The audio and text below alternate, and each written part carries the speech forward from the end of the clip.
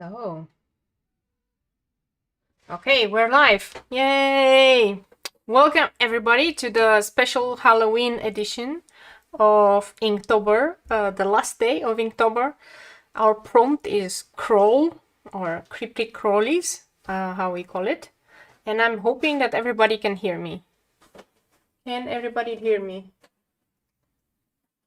Yes? Okay. Now, we're going to do a little bit of a different Inktober today because it's Halloween, so we need to have fun on Halloween, and we need to, enjoy. So I'm going to tell you a bunch of stories, which are like normal Romanian stories about fairies and fantasy world and so on while I draw, right?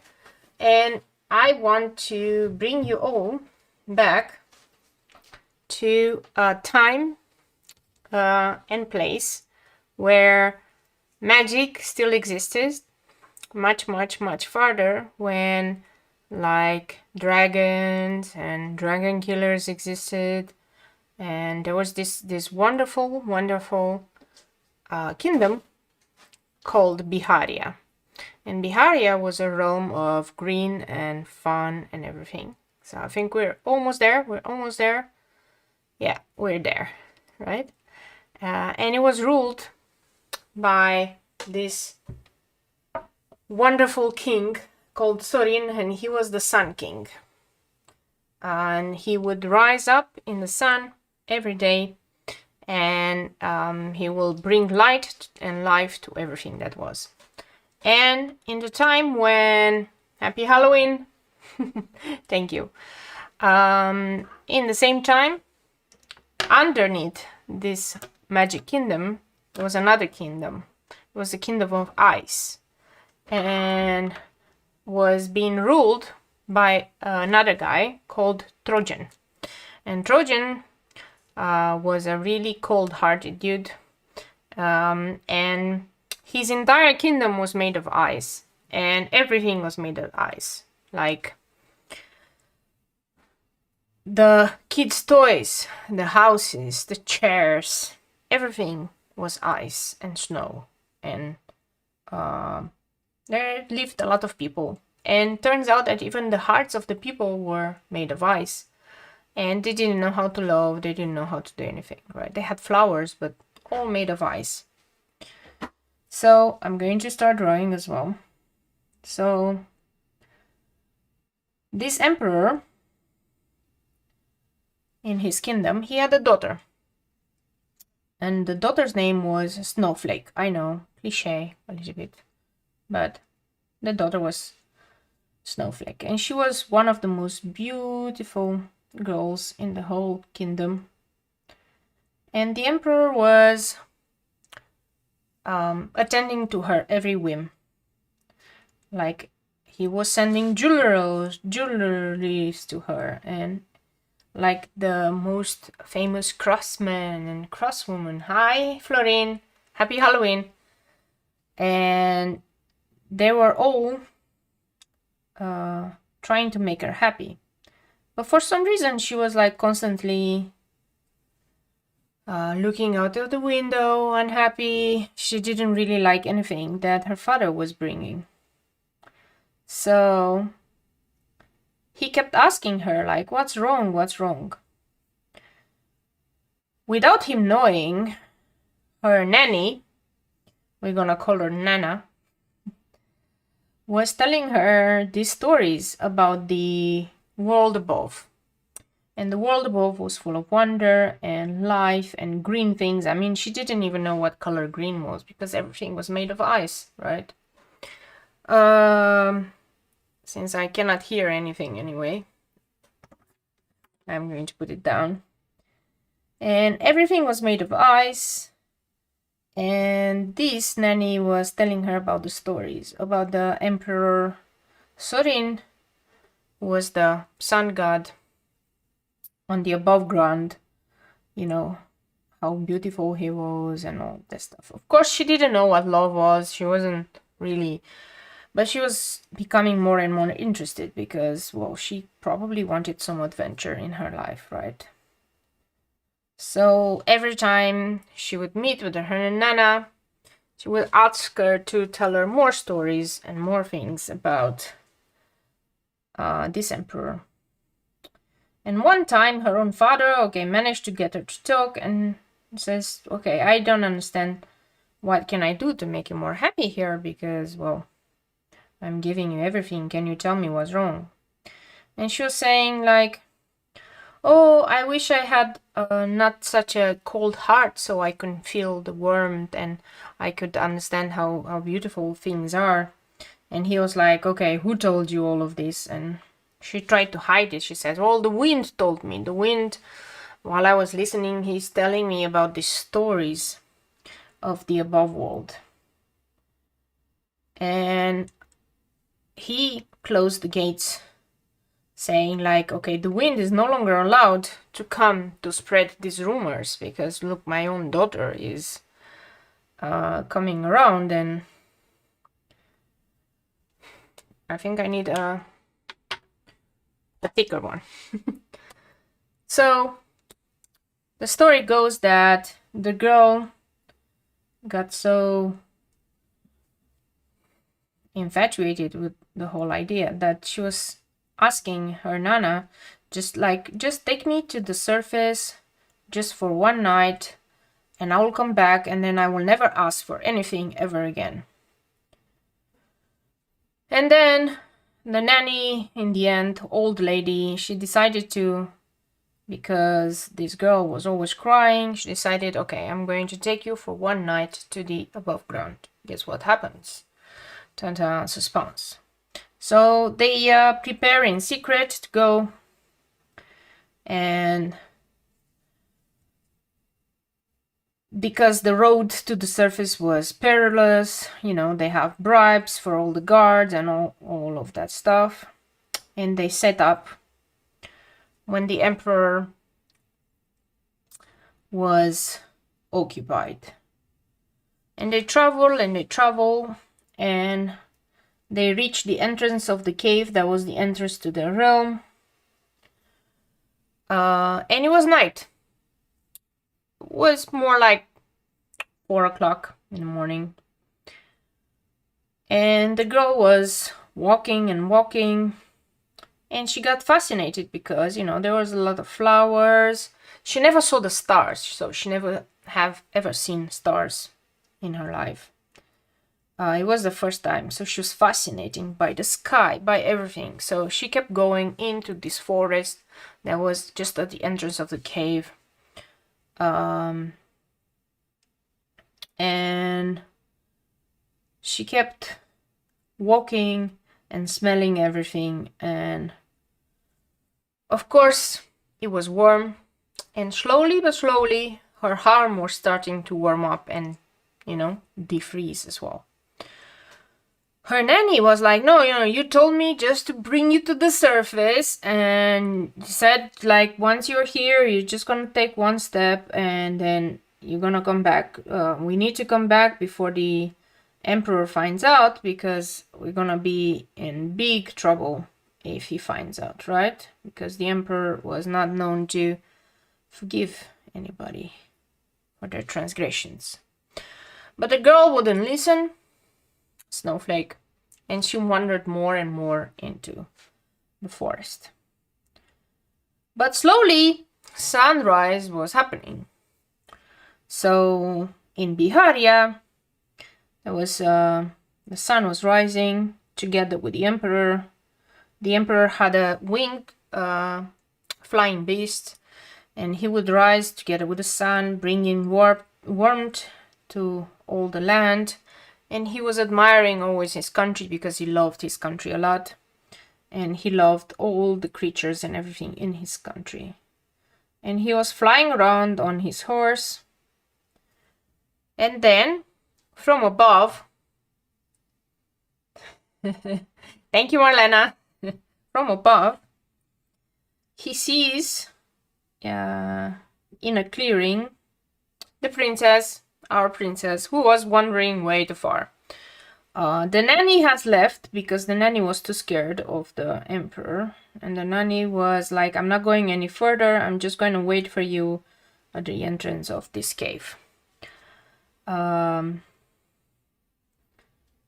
she was all alone, but the let's call him the good emperor, right? Sees this girl and like immediately falls in love because, well, she was pretty, right? And then he starts flying towards her.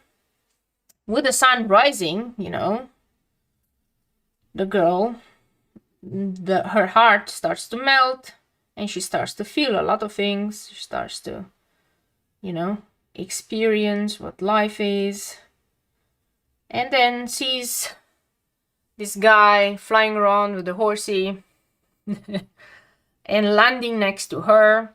And the guy starts kneeling in front of her and saying like, okay, you are the most beautiful ever person I've seen you in my life.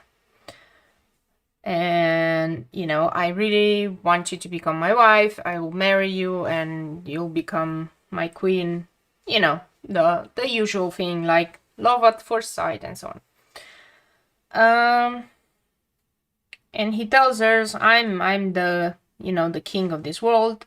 The girl remembers all the stories from her nanny, and she also falls in love.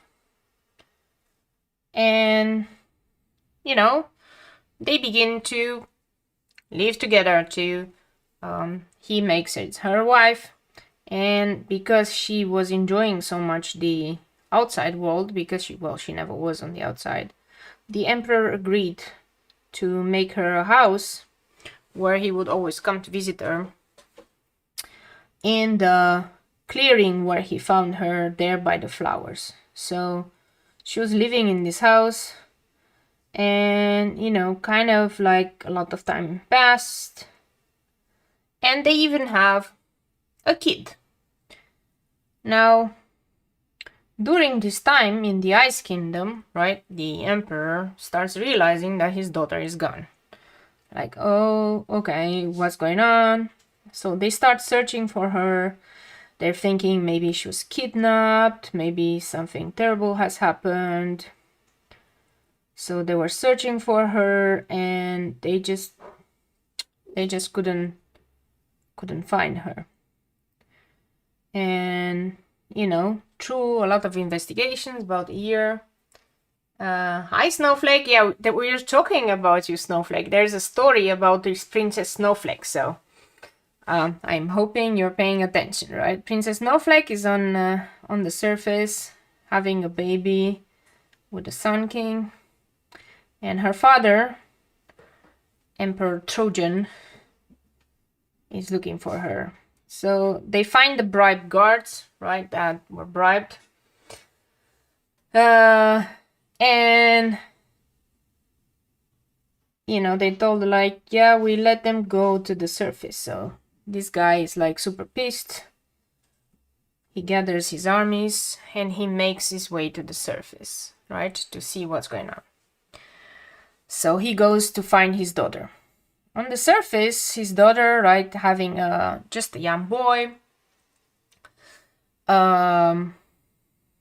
She was hoping that if her father sees the grandson, right, his heart will melt as well, and he will not be vengeful anymore. That's what she was hoping. Interesting. So time has passed, and the Ice King reaches the surface, and on the surface he finds the nanny, who was still waiting by the doors of the cave for the princess to return. And the nanny was begging him, yeah, forgive her, she's young, she didn't know what she was doing. But the Ice King, well, he didn't have a heart, right? So can you imagine what he did? Yes.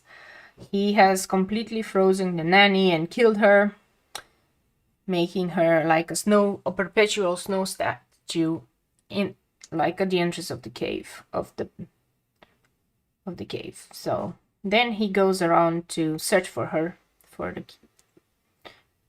his daughter. Now, what happened in the same time was that the Sun King,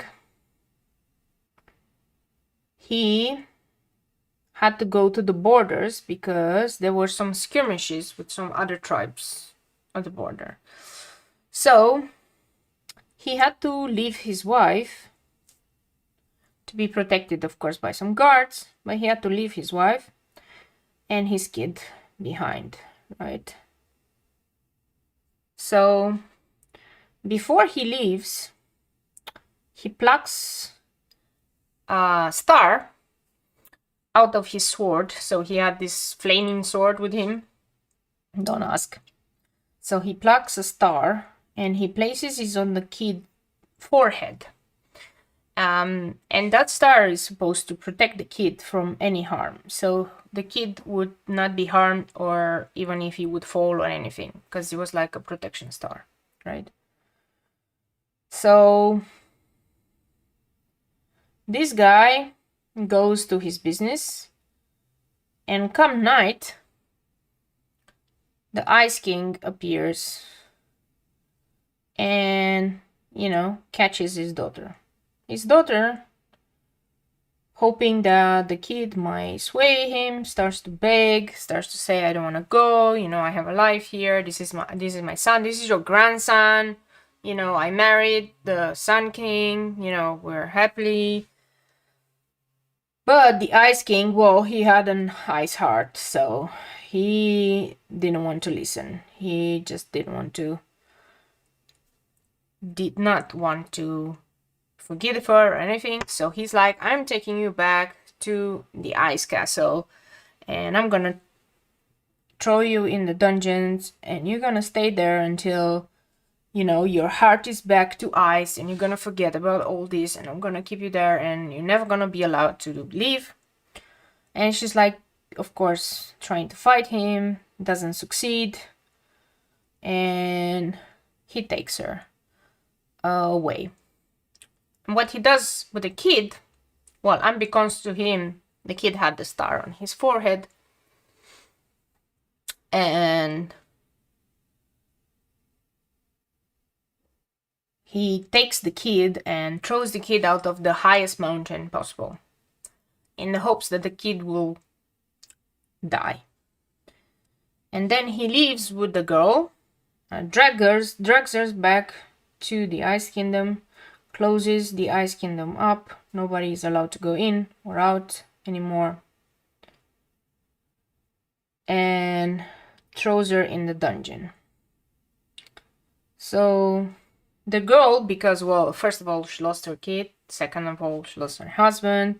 She lost access to, like, the outside world and the flowers and everything. She sits in the dungeon and she starts crying. And she starts crying, like, for days and days and days, right? The emperor would not listen to anything that she would say. He was growing more and more angry by the day, right? And this is really interesting. The emperor was hoping that her heart will turn back. Oh, good evening, Andre. This is awesome. The emperor was hoping that her heart would turn back to ice, and then she would have forgotten about everything and not care anymore.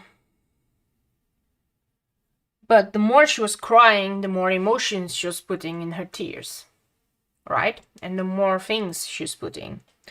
And her will was so strong because she wanted to go back to the surface. She wanted to go back to find her son. She wanted to go back to her husband. She wanted to see him again. And she was crying more and more, more and more, more and more. The interesting part was that her tears started to break the walls around her, because her tears were hot, because her heart was hot. So she started breaking down the kingdom with her tears. And she herself, because of magic and everything, transformed into a river, like a raging river. And that river engulfed everything in the Snow Kingdom and destroyed everything that was in the Snow Kingdom and brought everything up to the surface. Her father was also killed, and everything. Hey, we are talking, it's Halloween, right? Like, this is the scary story. It's not end happily, right?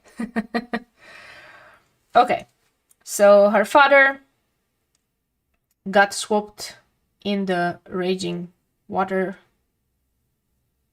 and the entire kingdom vanishes. I have some stuff underneath. And in the end, she manages to get to the surface as a river and manages to go and become a river right next to the house that she used to share with her husband above ground and with her kid.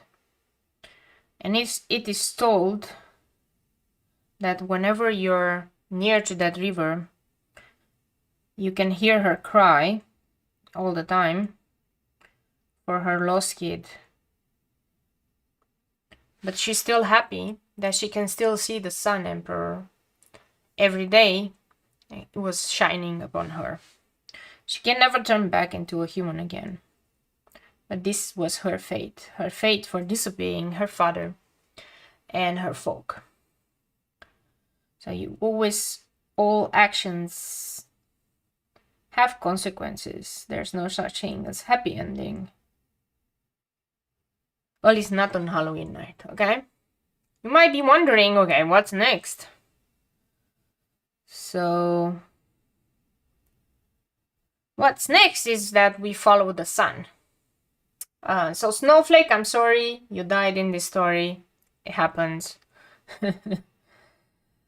But now we're gonna follow the sun. So we know that the sun had the star on his forehead, and he was kind of protected from harm, which the Snow King didn't know, and he got thrown from the highest mountain. So he ended up in a deep valley full of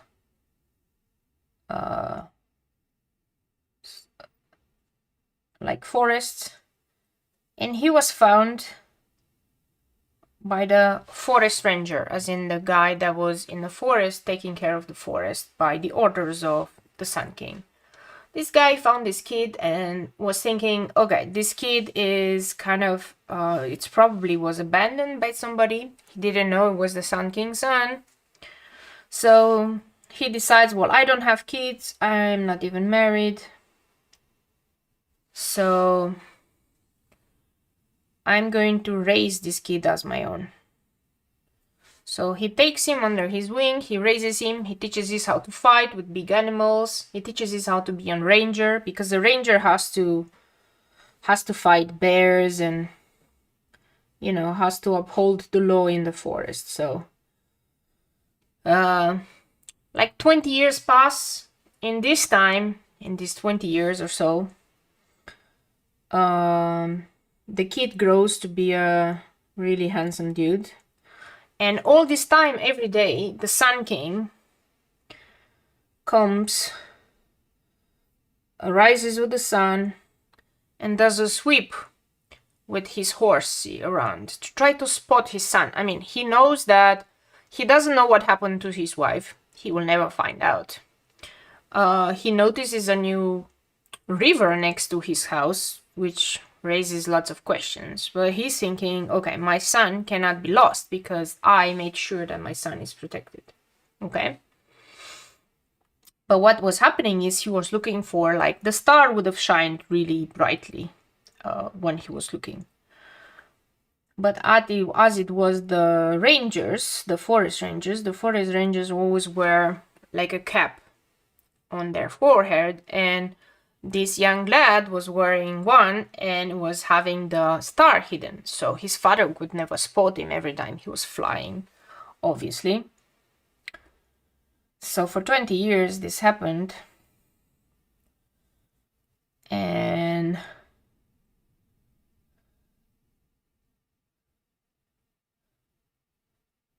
this kid grows up, right? Really fancy kid. Well, fancy. He's really good looking. Well, his parents are the king and the queen, basically. He's supposed to be good looking. Right? And he was in the forest. He was the forest ranger. He becomes a really good forest ranger. And he starts going around the forest, you know, protecting the fairies and, you know, brokering peace among the fae folk and animals and so on. On one of his trips, he finds that the queen of the fairies, Alina, was stolen by this bear, this black bear. So, you know, the animals of the forest kind of hire him to go and rescue the queen of the fairies. So he embarks on a journey, and, you know, searches in all sorts of caves and in all sorts of places, and finally finds the bear cave. This guy could transform at will between human and bear, but he was in bear form, and he had stolen the queen of the fairies to marry her, basically. That was his plan all along. Very entitled guy, the usual. And the queen of the fairies was, you know, hidden away in this guy's cave. And comes the prince, starts fighting with the bear. And they kind of fight like day and night, day and night. You know how it goes, like Prince Charming against the bad dude. So they fight day and night. You know, the bear is really powerful. Let's put it this way, right? This guy gets thrown a lot. But he had a star in his forehead, so he couldn't be defeated either. And, you know, they keep fighting. They go on top of mountains. They keep fighting. And at one moment, the bear throws him off the mountain again. Right? And he hits his head on a rock on his way down. And when he hits his head on the rock, his cap goes off the face. And that's when his star started shining. In kind of the same time, his father was rising in the east on his winged horsey, and he gets, you know, almost blinded by the star, and he goes like, okay, I found my son finally. He starts going to that direction. In the meantime, the prince was still battling this black bear. And just as his father arrived, he manages to kill the bear. And when his father arrived, he's like, oh, I haven't seen you since you're a baby, you know, reunion. You are my son, you're gonna inherit the throne, you know, the whole thing. And this guy is like, okay, hold on, I'm just a ranger. I'm not gonna be necessarily a prince or anything, but, you know, nice meeting you and all of that stuff. So they go together into the cave and they rescue the queen of the fairies. And the minute the young prince lays eye on the queen of the fairies, he, of course, falls in love with the queen of the fairies, Alina. The queen of the fairies was very grateful that she was saved by this guy, and let's face it, she liked him also a lot, right? So yeah, it was a nice thing. And then the Sun King says, well, you're my son, so, you know, I give you my blessing to get married and to live happily ever after, and so on.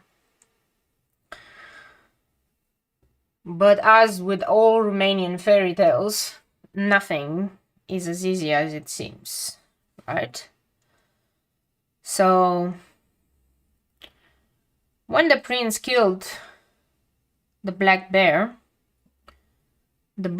mother, who was an evil fairy, sensed her son's demise and became enraged because, well, her son was killed, and she swore vengeance on the newlyweds. And so starts my next story about the revenge. So, I'm hoping you're all along with me and following along with my drawing.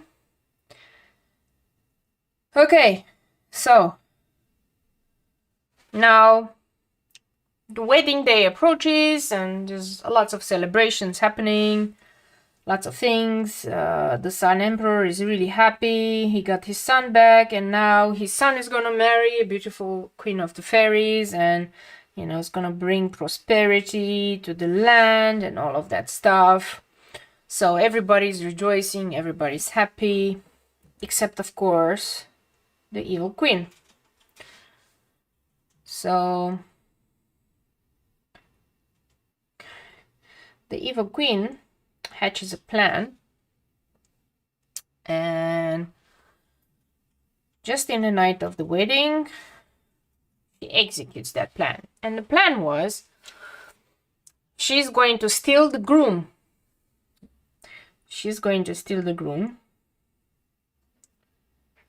And she went and stole the prince.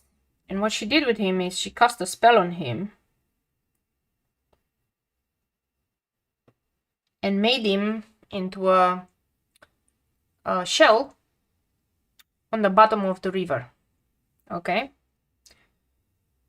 And told the queen of the fairies if she wants her beloved back, she needs to go look for him, because she only had 1 week to find him before the transformation spell would be permanent. Now remember, the prince still had the Sun King star on his forehead, but that doesn't mean it would protect him from physical harm and from being dropped from on top of a mountain. It did not mean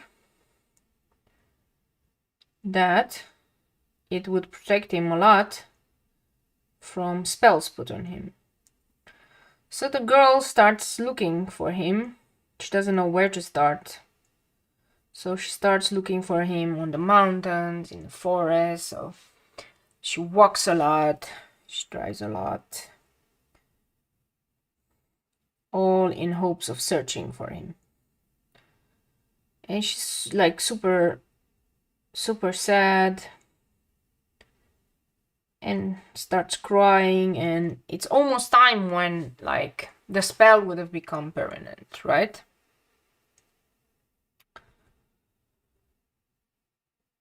And she reaches by the river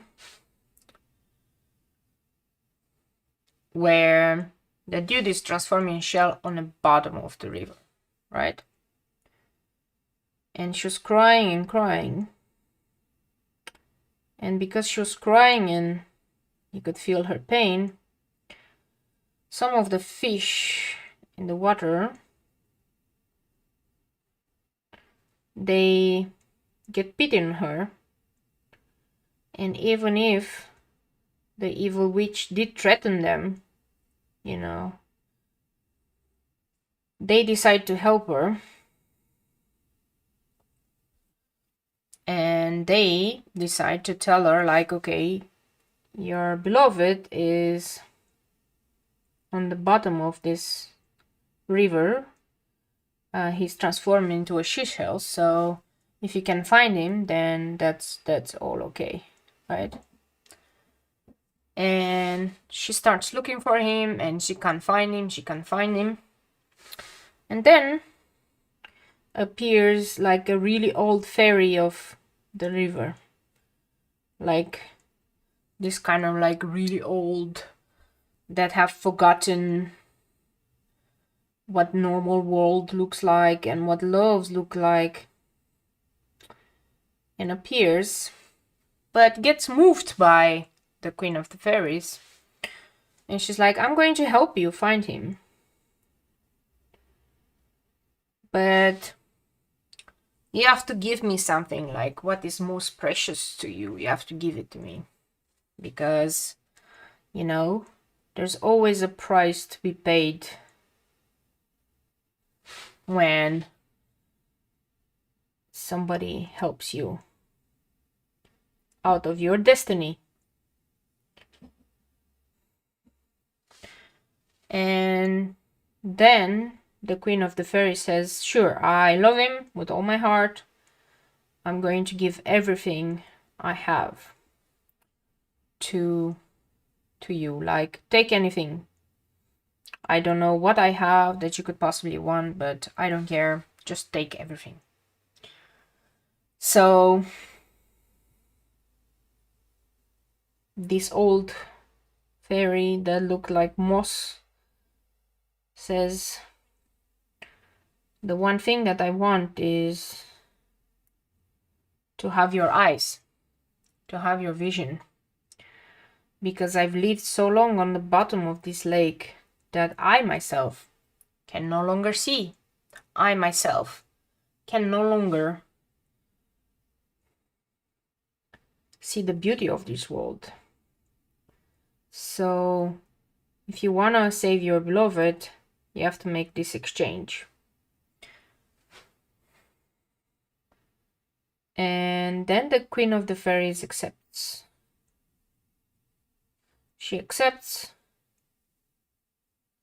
and gives away her sight to this old lady.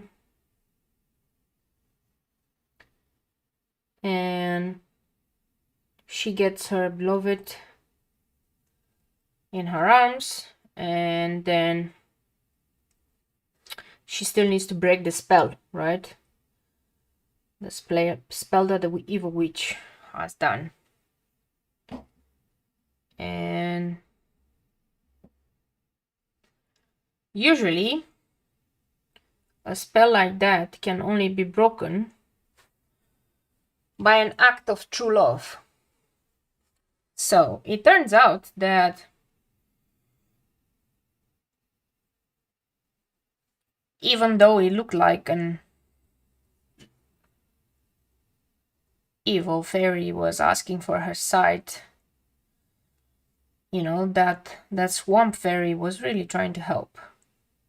So because she willingly gave up her sight to save the prince, it was an act of true love, and the spell on the prince gets broken. He gets free.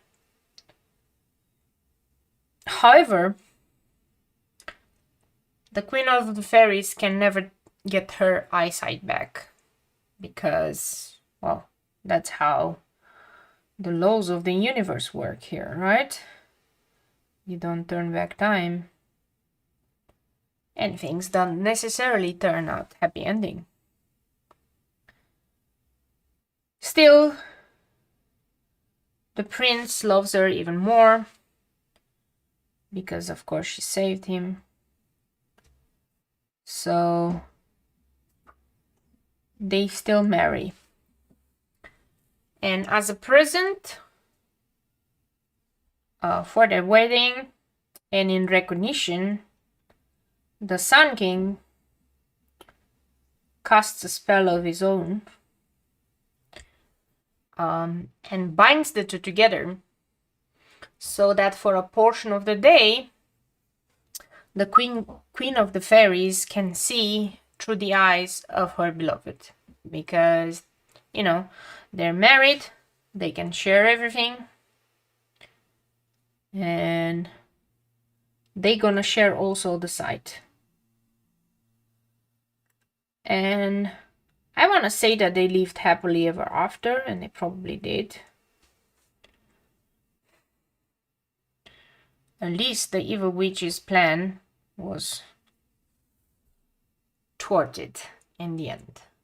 So, how did you guys think so far about this story? Where this painting, I had big plans for it, but it seems to be like it's taking a bit a while. And, you know, before I go to my next story, you guys can tell me, how are you spending your Halloween? And how are things going? And what did you think about my stories? Well, they're not my stories. They're like, they're typical Romanian folk tales. And I used to read them a lot when I was young. And I used to be fascinated by them. Because they never really end happy ending. It's not in Romanian's style. In the meantime, I'm going to talk a bit about this drawing. So this is the composition with a lot of potions, because this has been the theme of this Inktober potions. And some of my favorite flowers, which are peonies. Peonies. They are my favorite flower. They also smell really good, really nice. So this is what we're gonna do.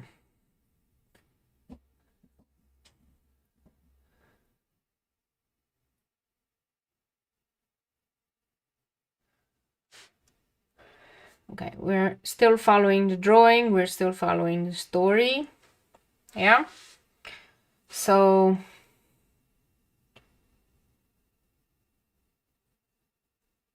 shall we go back to the folk tales? Yeah. This is a folk tale that I always had trouble with, and I always debated in school. So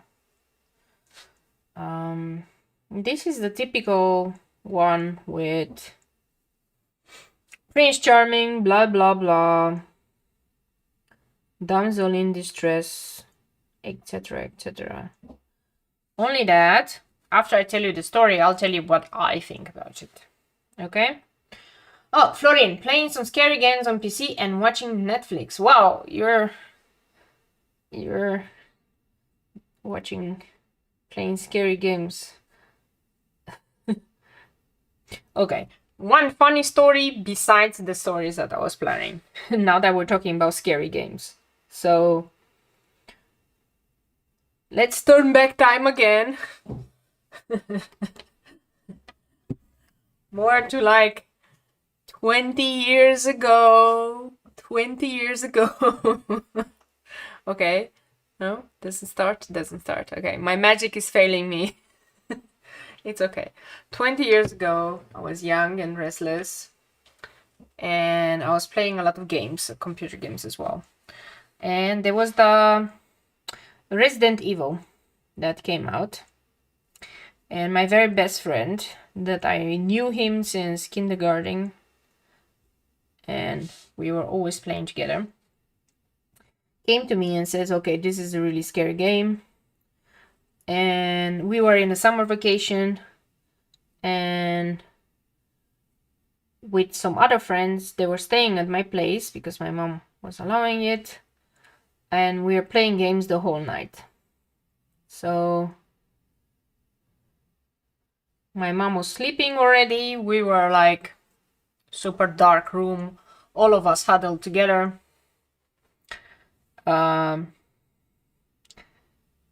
And having some fun playing Resident Evil. And I've never played Resident Evil before. Okay, that was my first time. And my friend was showing me how to play. And he kept telling me, like, okay, around this corner there's gonna be hands coming, don't get scared, right? There's gonna be hands, or there's gonna be things. So all went okay until the first like big monster that comes around. And he's like, Claudia, I know you. You're getting scared a lot. Like, are you sure you want to continue? I was like, yeah, okay, I'm gonna warn you. The minute I'm gonna turn around the corner, there's gonna be this big monster jumping from the ceiling. Do not get scared. It's all perfectly normal. So he was warning me in advance about what's going to happen. Lo and behold, I was like, I'm fine, you told me, like, I'm not gonna get scared, but what type of monster is going to be, whatever. Like, it doesn't matter, I'm a brave girl. This is what I kept telling myself. So, he goes around the corner in the game, I was next to him, some friends of us were in the back, my mom was sleeping in another room. And then, of course, what happens is the monster comes from the ceiling. And guess what? I got scared. Like, I got so scared that I started screaming. Like, really screaming. It was hilarious. Of course, my mom woke up. She was like, what's going on? What are you guys playing at? We weren't allowed to play those kind of games. I mean, we were young and restless and like 14. Mom left us playing like Need for Speed, and then we were playing Resident Evil. So that was not fun. So what was the most scary part? The most scary part was, well, not Resident Evil, but my mom waking up after my scream and really kicking us. Yeah, my mom can be very scary sometimes. So sorry, Mom, I know you're online. You remember? I hope you have forgiven me for that night. It was very funny. So, since then, my friends never wanted to play with me anymore because I would get scared of all this stuff. So we were only playing shooter games. And they were using me as bait because, well, I have very bad eye-hand coordination. So by the time I figure out how to press buttons on the game, I sometimes watch another character and think I'm that character. So, yeah. I'm not sure we're gonna finish on time. We might need to stay a bit longer for this one. Okay, I'm going to go back to my storytelling. Storytelling in this wonderful world of Biscaya. Biscaya?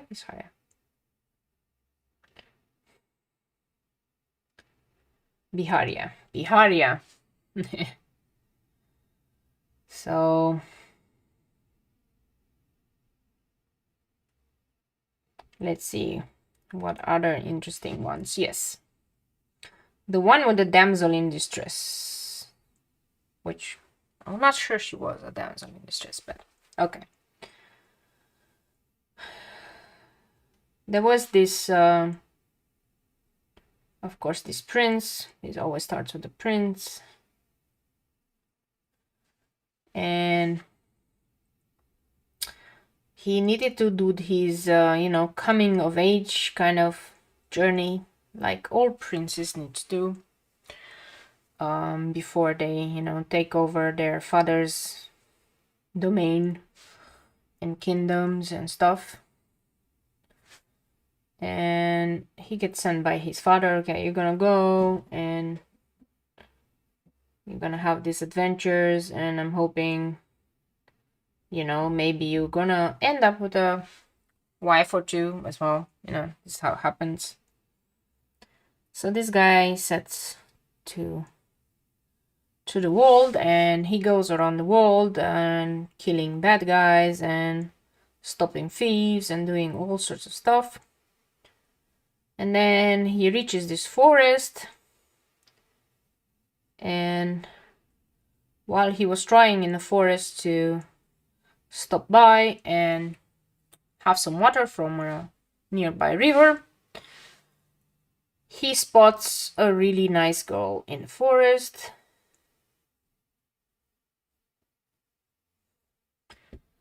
And of course he falls in love with her. turned out. I played that game with one hand on in front of my face, right? Okay. So he falls in love with this girl. It's okay. I mean, it's normal. It turns out she was the girl,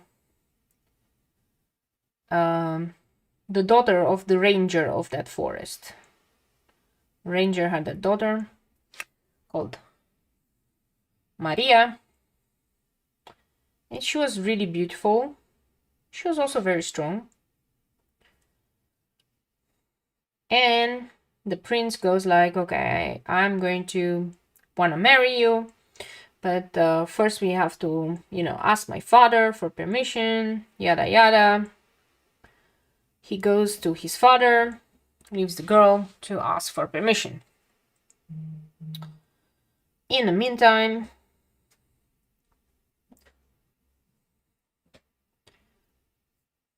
the girl gets kidnapped by this dude, and all they knew about this dude was that he was limping a lot. He was like really ugly looking, and you know, he went around and stole this beautiful girl. At least that's what the neighbors were saying. And then the prince goes like, oh my god, my fiancée got kidnapped by this dude. I'm gonna go around to save her. So he starts looking for her, and you know, comes across in the middle of the forest on a palace made entirely in silver. And then he knocks at the doors of the palace, and there's this other beautiful lady answering. She's like, hi, what's up? And he's like, well, I'm looking for my fiancée, got kidnapped by this other dude. And then he goes like, oh, I see that you're kidnapped as well. So, because the girl's husband and, you know, the owner of the silver castle was one of these kind of dragon kind dudes. He was a dragon by night and a human by day. So he decides he will save this girl from this bad dragon. And he fights with the dragon. Dun dun dun. Surprise to no one. He kills the dragon. And then decides that this girl that was living there, now that she's saved, she's going to marry his elder brother because she was a beauty and all that, and his elder brother will get this silver castle and the girl and all the riches in the silver castle. Then he goes around and, you know, searches some more in the forest. In the middle of the forest, he comes across another castle, this time made of gold. And again, very beautiful lady answered. And she was the wife of a dude that was transforming into a wolf at night, and at day was a human. And he decides, okay, I'm going to save this girl in the meantime while searching for my girl. And I'm going to save her. And he waits for the guy to come back home, starts fighting with him, fights a lot, day and night, day and night. In the end, he wins, kills the wolfy guy, and then decides that the girl will become the wife of his middle brother, and his middle brother will take over the castle, the golden castle. And you know, he moves on. He moves on, and in the depth of the forest, and like the biggest depths ever, he finds a castle made entirely of diamond. And guess who answers? This time it was his fiancée. And he's like, I'm going to save you now. I'm going to fight, you know, this evil dude, this limping evil dude, who was this fire dragon person. So he starts fighting day night. After about a week of fighting, finally wins from this dude. And, you know, marries the girl, takes over the castle. Now, this story is pretty normal for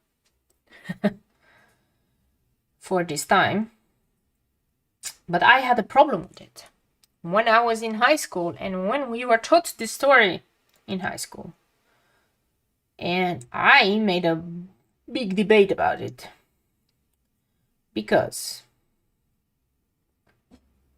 I was thinking that all of these guys, like the dragon guys and the wolfy guy, they got kind of discriminated. First of all,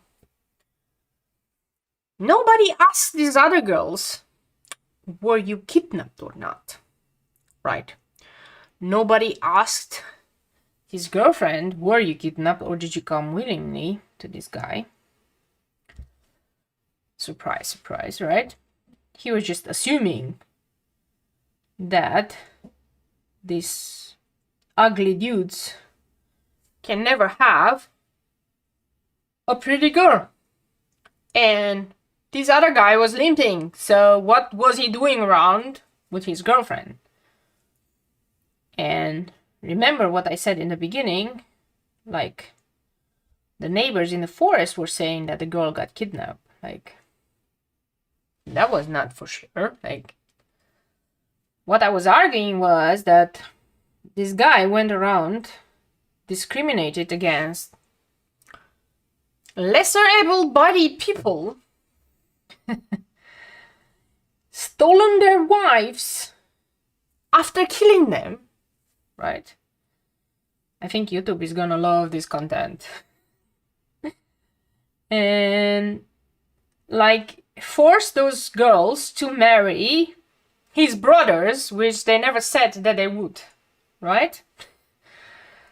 Like, they never said that they accept, or they never said that that's what they want. I mean, if I would be kidnapped, let's put it this way, and forced to do things against my will, and then somebody would save me, the last thing I would want is to be forced in a marriage with another dude that I didn't even meet ever before. So this is kind of some things that I was arguing about in this entire story, because I didn't think in this story the dudes that were portrayed as the bad dudes were the actual bad dudes. I was thinking that Prince Charming is the actual bad dude. And then afterward, the entire thing is history, because they made Shrek, which kind of totally took on my idea since I was in high school, and portrayed Prince Charming as the evil dude. So, yeah. I missed the opportunity there to make a movie of my own. But yeah, what do you guys think? Was I right? Wasn't it just a clear case of discrimination here? I think it was.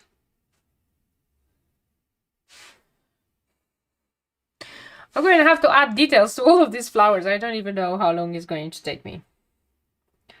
So let's finalize this last one, and maybe we finalize in...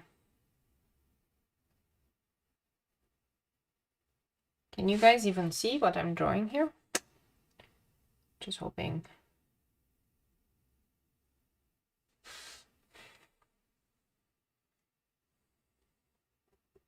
Princess Snowflake, did you like the story about yourself? That is the question. I'm hoping it did. Sorry it wasn't happy ending, but we are on Halloween, so that doesn't necessarily need to end happily ever after. But this is what we grew up with. At least I grew up with when I was young. All these weird stories that didn't really have happy endings. Surprise, surprise. I think that's why I feel much more connection to the Japanese stories in the animes.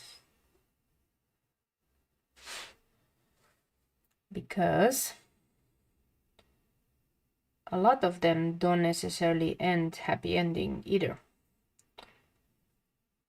So they have heartache and they have realism in them. So I think, yeah, this is cool.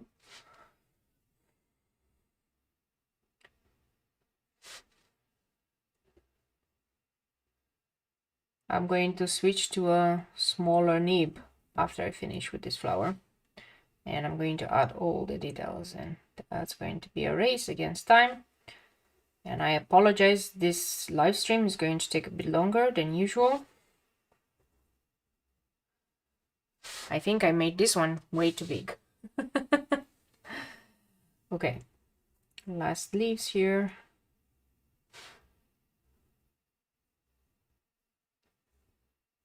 Details are going to make or break this painting.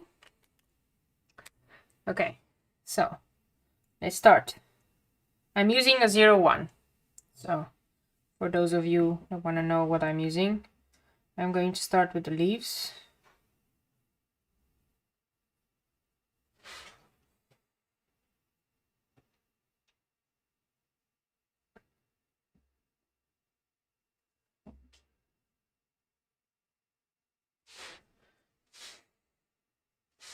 Okay, that's one. That's one only.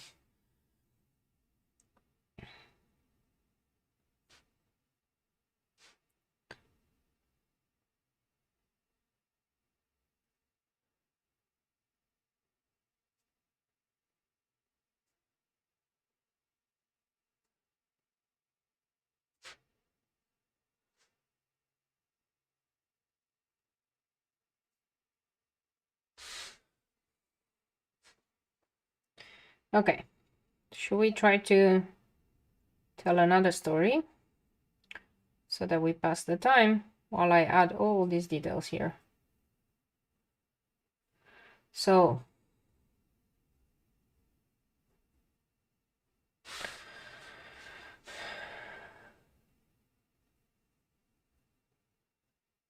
there was this dude and his name was Shipot,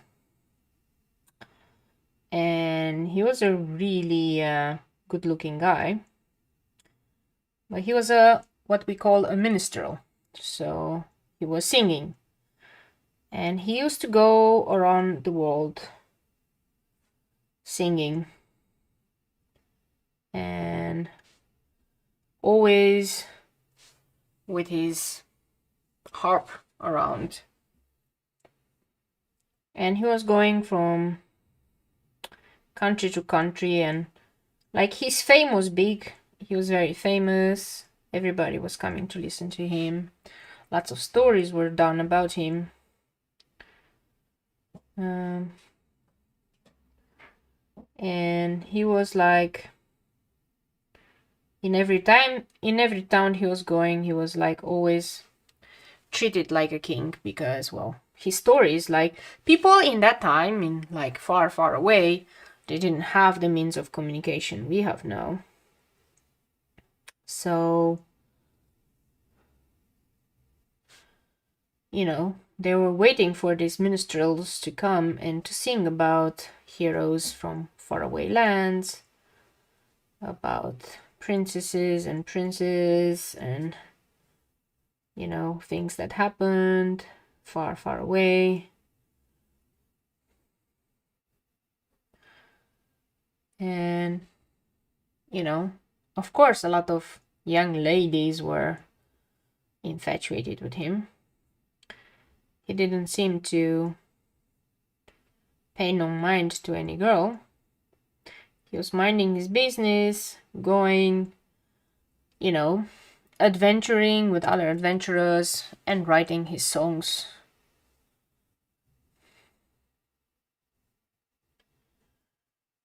And he, after many, many years, he reaches a kingdom, like a very far away kingdom. And there was this king there who listened to his stories, were very impressed. And this king also had a daughter. And this king was really old. And he really wanted to marry his daughter to this dude because he was famous.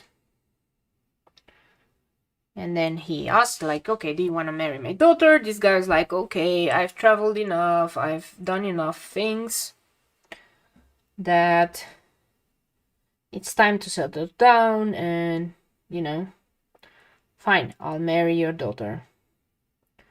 The daughter looks thrilled as well, right? And they prepare for the wedding. Like, word gets out that the daughter of the king gets married. Like, they send out the invitations, everything. But one of the spirits of the forests that actually wanted to marry this girl gets wind of it, and he's like, I've been asking this old dude to let me marry his daughter for a very long time, but he never did. So what am I going to do? I'm going to go and steal her and hide her away, because if I can't have her, then nobody else will. Like a typical jealous kind of ex-boyfriends kind of thing that happens.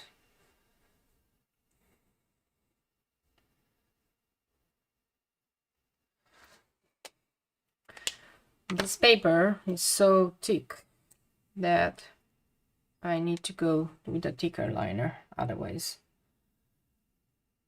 it will take me forever. So on the night before the wedding, forest spirit steals the princess and hides her in the underworld. With the spirits. And then, of course, everybody's sad about it. And the king says, well, I'll give you anything you want, you know, all the riches. Go and save my daughter. And this guy embarks, well, to save his future wife. Now, no longer just accompanying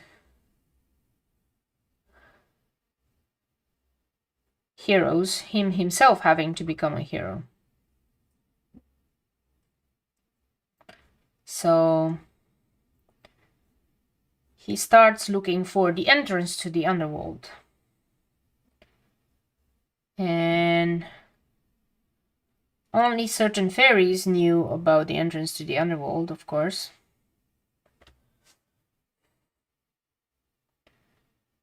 And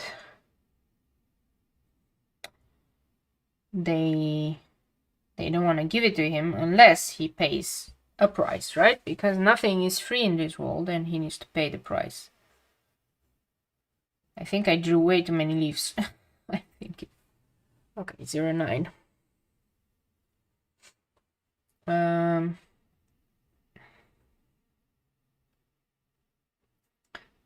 So they tell him that they will give away the entrance to the underworld if he will pay a price, and the price was some of the fingers of his left hand. This guy is like, well, okay, I will pay this price. And he's thinking, well, I can still play with my other arm and I still have my voice. So he goes around, he gets the information where the entrance to the underworld is, and he sets to go and enter the underworld to save his beloved.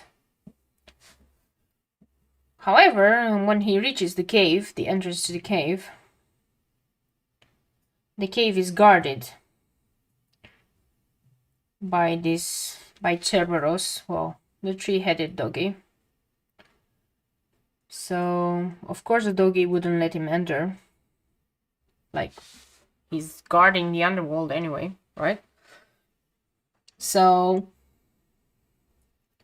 he needs to start playing, and he tries a lot of songs. In the end, after many days of trying, he finally finds a lullaby for which the entrance dog falls asleep. And then he enters the underworld and he continues his journey trying to find the girl. And he has to fight a lot of monsters. He has to fight a lot of ghosts, like the ghosts of his past and other type of ghosts, of course.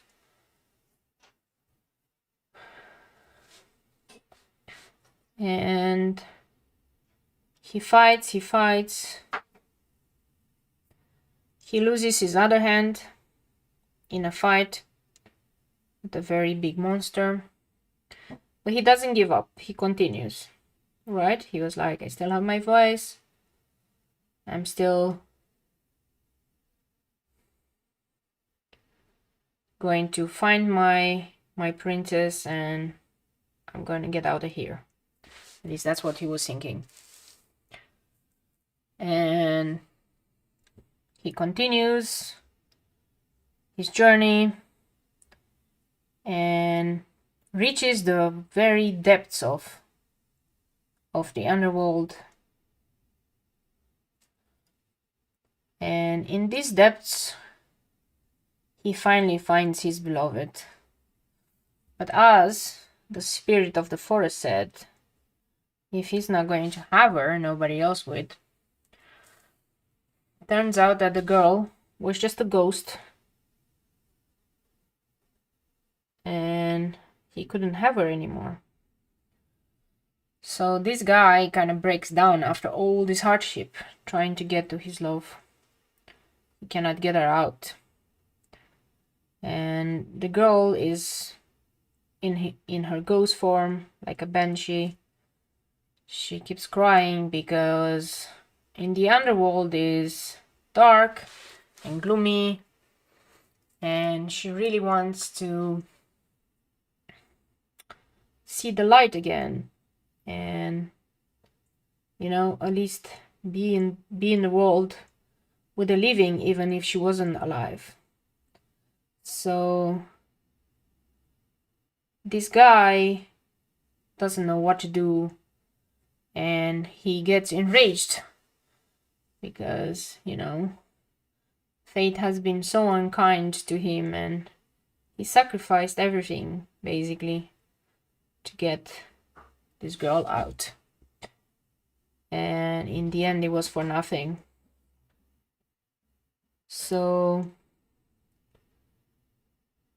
he starts crying and singing and crying and singing, and his singing becomes more and more powerful, more and more cryful, and he cries and more forceful and more like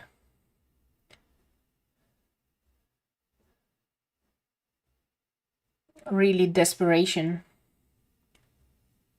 And he only had his voice and his tears.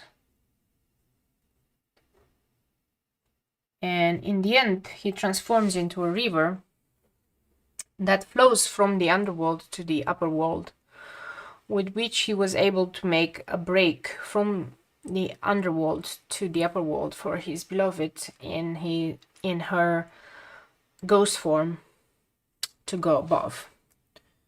However, he himself turns into a river, and the river is called Shipot, and everybody that stays near this river, especially at night, they can really hear this guy singing and this guy's desperation in the sounds that this river is making. In the end, his princess returned to the above ground as a ghost and is forever roaming the forest where her father used to live and her people used to live. And she's also singing really sadly all the time. So, as you can see, I don't have a lot of stories that are happy ending in this world.